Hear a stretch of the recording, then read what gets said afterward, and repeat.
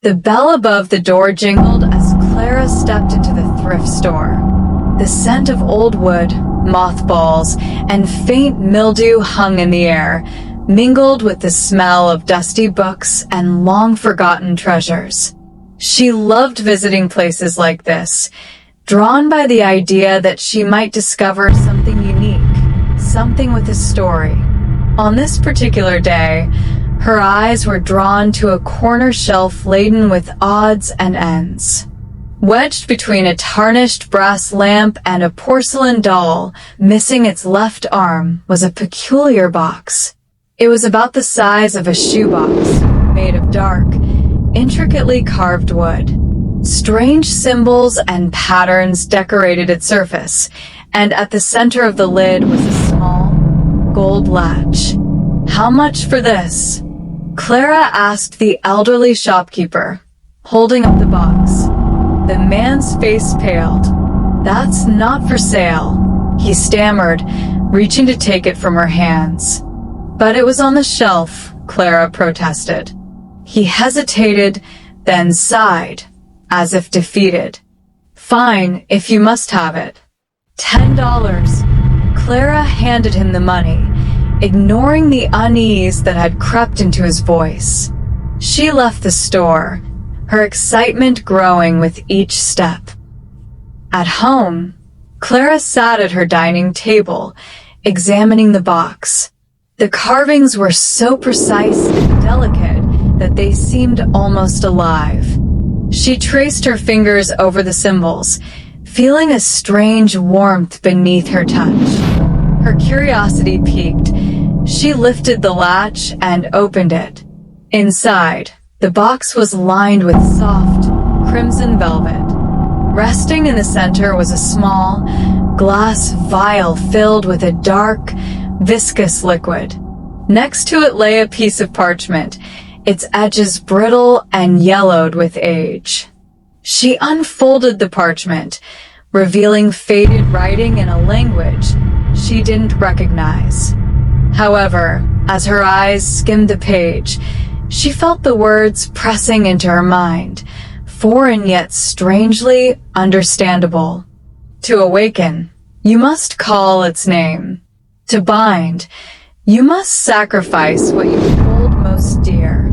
Clara laughed nervously. What kind of gothic nonsense is this? She placed the vial and parchment back in the box and closed the lid. But as the latch clicked shut, a gust of cold air blew through her apartment, rattling the windows. Her cat, Whiskers, hissed from the corner of the room, his back arched. "Chill out, Whiskers," Clara said, shivering. That night, she placed the box on her bedside table and went to bed.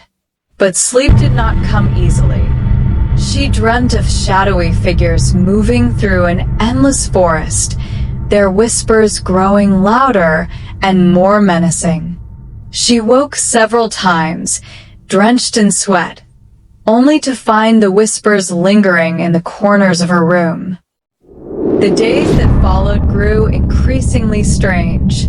Objects in her apartment moved when she wasn't looking. Lights flickered despite fresh bulbs, and the cold draft that appeared the night she opened the box persisted, no matter how high she cranked the heat. One evening, Clara returned from work to find her apartment door ajar. Inside, the place was untouched, except for one thing. The cursed box, which she had left closed, was now wide open. The vial and the parchment were missing. Her heart raced as she searched every corner of her apartment, but there was no sign of an intruder. Just as she decided to call the police, she heard it, a soft, guttural voice whispering her name. "Clara?" She froze. The sound was coming from the box. Clara approached it with trembling hands. Peering inside, she found that the velvet lining was torn, the interior scratched as if something had clawed its way out. Suddenly, a shadow darted across the room. Whiskers hissed and bolted under the couch.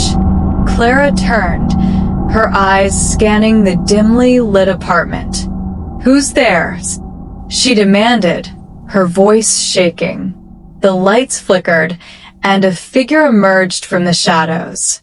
It was humanoid but grotesque, its limbs unnaturally elongated, and its face a swirling void.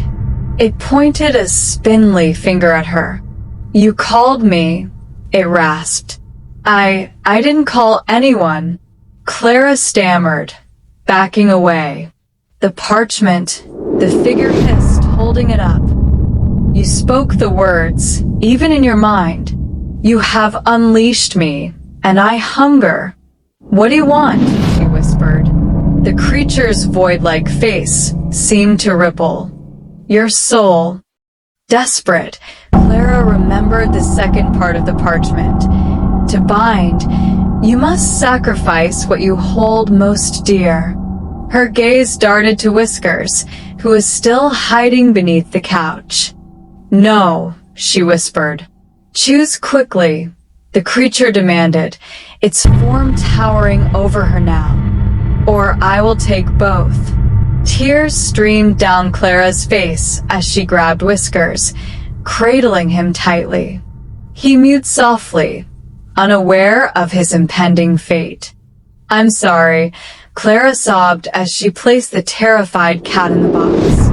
The creature's long fingers closed the lid with eerie gentleness. For a moment, silence filled the room. Then, the box began to glow with an unearthly light. The creature let out a low growl of satisfaction before its form dissolved into the air, leaving behind only the closed box. Clara stared at the box, her heart shattered. She couldn't bring herself to open it, terrified of what she might find. Days turned to weeks, and the strange occurrences stopped. But one night, she awoke to the sound of scratching coming from inside the box, and a soft, familiar meow.